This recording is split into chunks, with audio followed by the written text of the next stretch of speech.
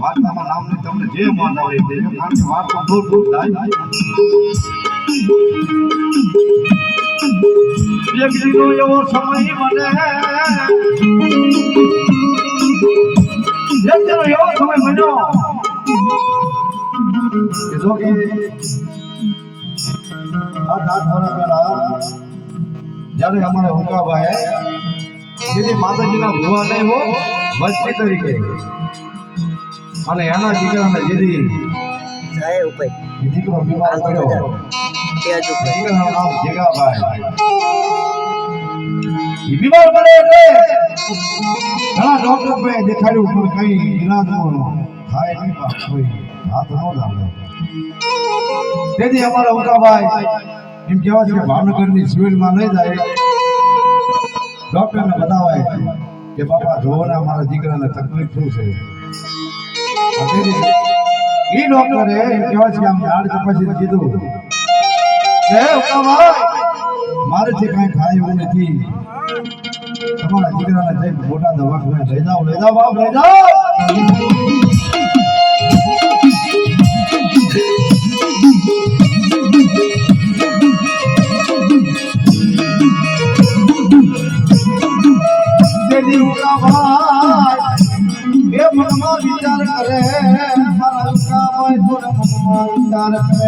એમ કીધું છે કે આને બીજે લઈ જાઓ, આને વધારે છે.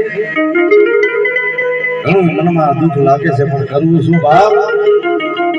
એમ કેવા છે ઉકાભાઈ તાત્કાલિક ગાડી બાંધી બરોબર શરૂ હમણાં જ મનમાં થઈ ગયા અને ડોક્ટર જોવાના તપાસવા મારા દીકરાને શું છે.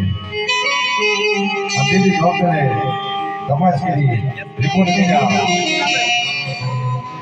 કે ઉકાભાઈ તમારે ફોરેનનું રોકાણ થાય છે, તમારા દીકરાને કેટલું છે એ દીકરાને ઓપરેશન કરે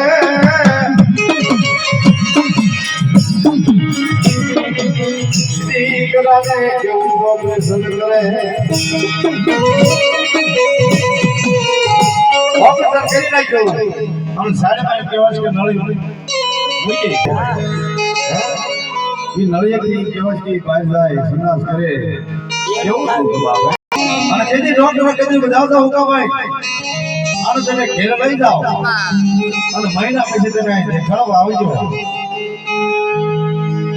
અને કહેવાય કે વાત કરતા વાર લાગે મહિનો થઈ જાય અને પછી ઉકાભાઈ ફરીને આ દીકરાને એમ કહેવાય કે હોસ્પિટલમાં લઈ જાય હો.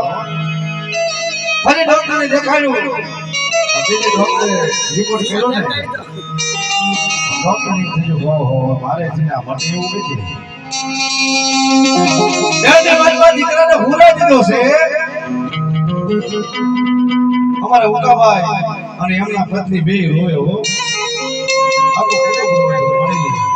આ શું થઈ ગયું.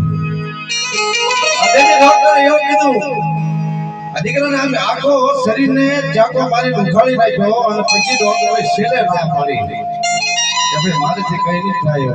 અને જ્યારે એ ડોક્ટર એટલું કહી દે ને એ તો જેને વીસી કર્યો ને એને વેદનાની ખબર પડે. તેથી ઉકાભાઈનો વાળો જો કેવો છે બાપ. જ્યારે આથી દવાખાના લઈ ગયા તેથી માતાજીને એને હમારા નથી ભાવનગર લઈ ગયા ઈરાઈ અમદાવાદની બાજુમાં લઈ ગયા. ડોક્ટરે ઓપરેશન કર્યું મહિના પછી દેખાડવા ગયા ફરી દીકરાનું ઓપરેશન કર્યું. દીકરાના જેને સદારા એક આંખમાં શ્રાવણ ને બીજા આંખમાં ભાદરો આવું આવું ખાવ